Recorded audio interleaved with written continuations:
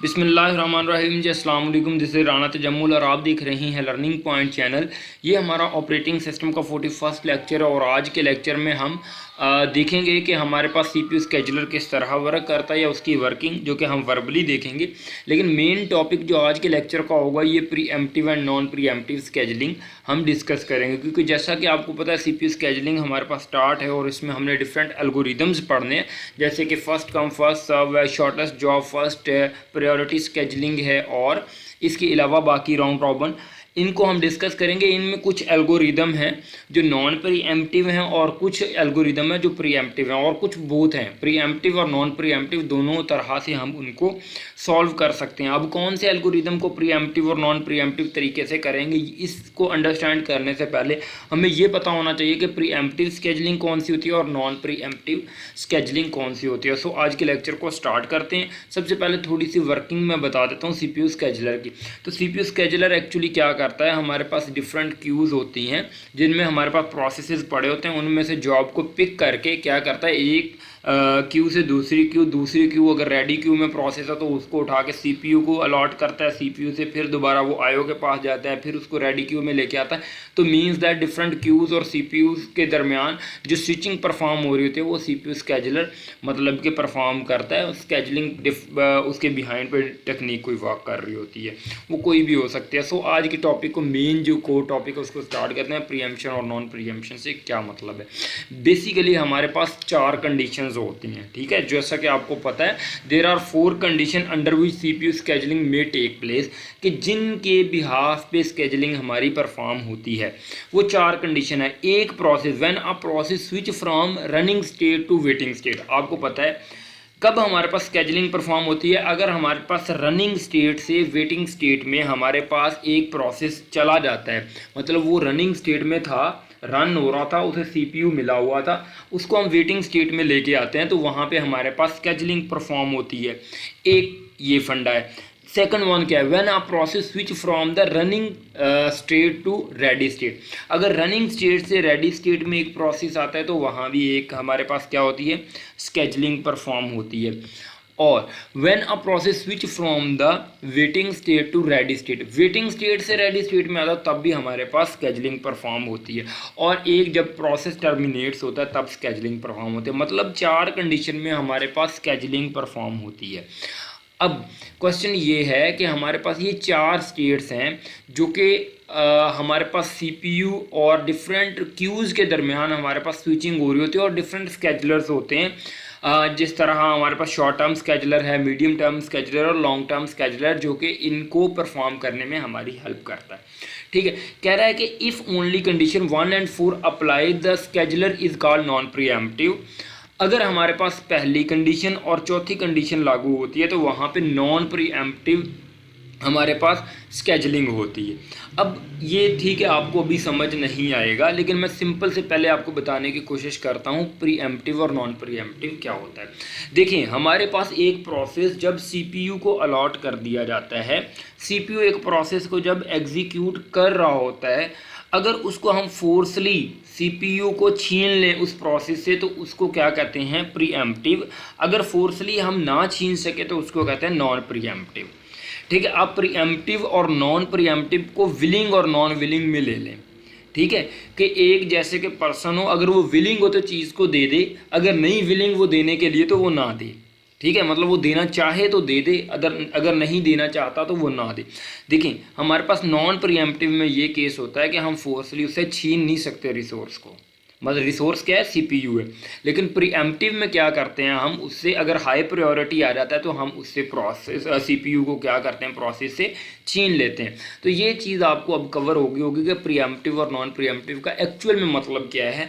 कि जब सीपीयू हमारा एग्जीक्यूट कर रहा होता है किसी भी प्रोसेस को, अगर हम उस प्रोसेस से सीपीयू को अगर छीन सकें तो उसको प्रीएम्प्टिव स्केजुलिंग कहते हैं, अगर नहीं छीन सकते तो उसको नॉन प्रीएम्प्टिव स्केजुलिंग कहते हैं। छीन लेने का मतलब ये है, उससे टेक बैक कर लेना, उसका मतलब ये है कि अगर कोई हाई प्रायोरिटी आती है या कोई इंटरप्ट आता है तो हमारे पास हम सीपीयू से ले सकें। लेकिन नॉन प्रीएम्प्टिव में हम नहीं ले सकते।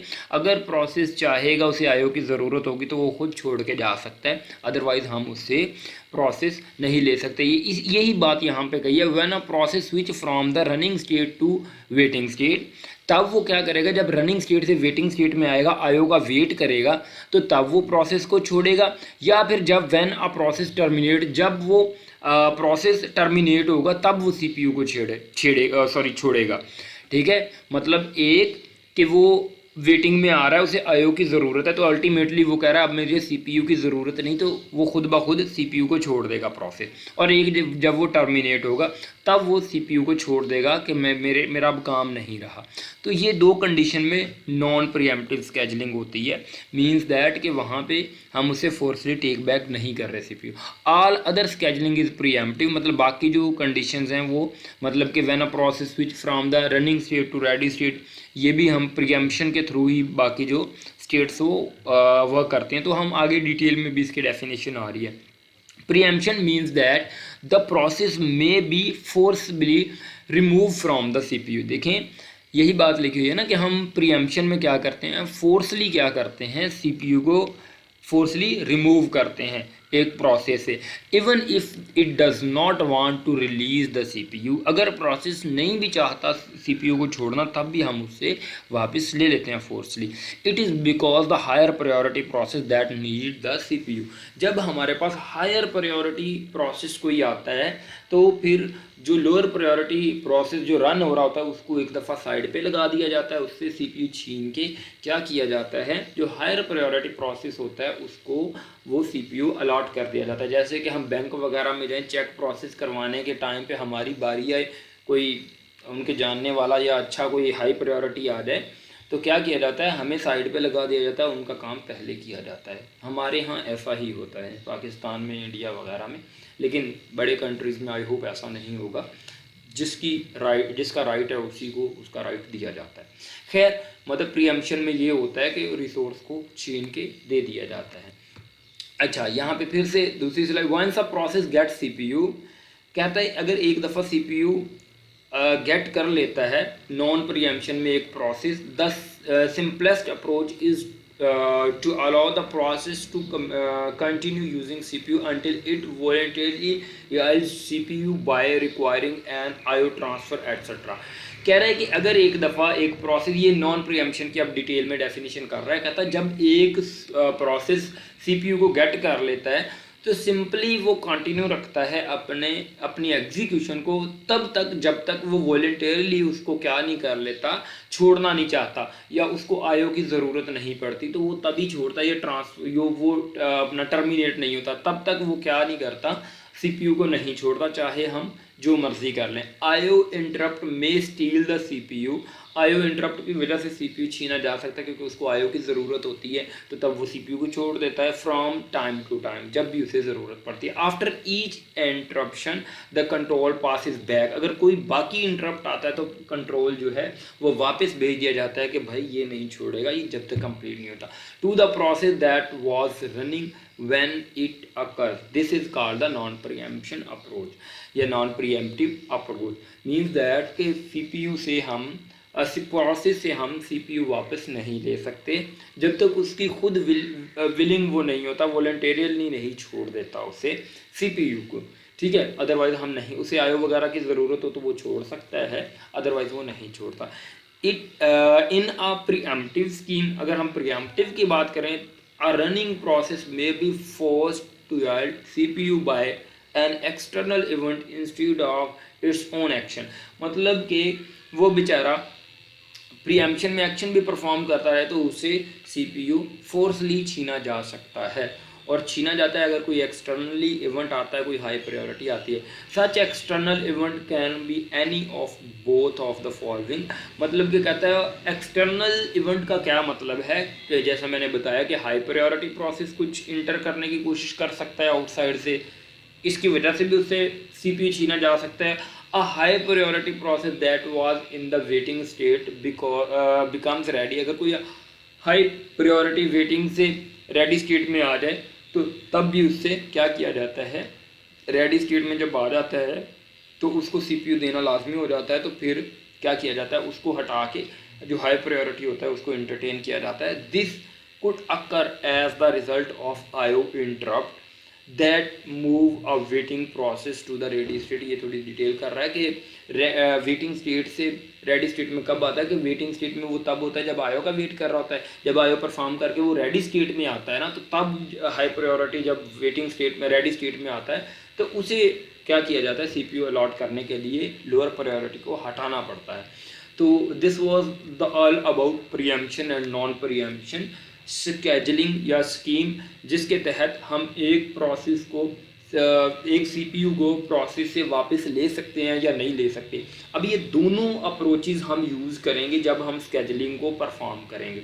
वो साथ ही साथ मैं बताता जाऊंगा, जैसे फर्स्ट कम फर्स्ट सर्व में हम क्या करेंगे, नॉन प्रीएम्प्टिव अप्रोच यूज़ करेंगे। मीन्स दैट फॉर एग्जांपल एक प्रोसेस ने 15 टाइम चलना है ना, तो वो 15 टाइम चल के ही प्रोसेस 2 के पास जाएगा। उसके बाद उससे पहले उससे सीपीयू हम नहीं ले सकते। जो हमारा नेक्स्ट लेक्चर है उसमें हम फर्स्ट कम फर्स्ट सर्व जो स्केजुलिंग है एल्गोरिदम उसकी बात करेंगे, या उससे नेक्स्ट लेक्चर होगा, क्योंकि आई थिंक सो जो 42nd लेक्चर है उसमें हम बात करने वाले हैं कि हमारे पास जो टर्मिनोलॉजीज़ हैं जो स्केजुलिंग में यूज़ होती हैं, उससे एक दफ़ा आप लोगों को फेमिलर करूँगा। और उसके बाद फर्स्ट कम फर्स्ट सर्व हम स्केजुलिंग को देखेंगे, जिसमें नॉन प्रीएम्प्टिव अप्रोच यूज़ करेंगे। हम यहाँ पे 4 तरह की स्केजुलिंग करेंगे, non preemptive, first come first serve, non preemptive, उसके बाद शॉर्टेस्ट जॉब, फर्स्ट प्रीएम्प्टिव भी करेंगे, नॉन प्रीएम्प्टिव भी करेंगे, उसके बाद प्रायोरिटी स्केजुलिंग जिसको प्रीएम्प्टिव और नॉन प्रीएम्प्टिव दोनों करेंगे, और उसके बाद मेरे ख्याल में हमारे पास राउंड रॉबिन है जो कि मे बी नॉन प्रीएम्प्टिव है। तो इसको देखेंगे हम, वो साथ ही साथ हम कवर करते जाएंगे। Thank you so much guys for watching this lecture. I hope आज का लेक्चर आपको अच्छा लगा होगा। अगर आप कोई भी असेसमेंट, थीसिस राइटिंग वगैरह हमारी टीम से करवाना चाहते हैं, कोई भी असाइनमेंट वर्क, तो ये नीचे दिए गए कॉन्टैक्ट करके हमारी टीम से रब्ता कर सकते हैं। Thank you so much for watching this lecture. अल्लाह हाफिज़, मिलते हैं किसी और लेक्चर में, और मेरे चैनल को सब्सक्राइब 100% करिएगा। Thank you, thumbs up.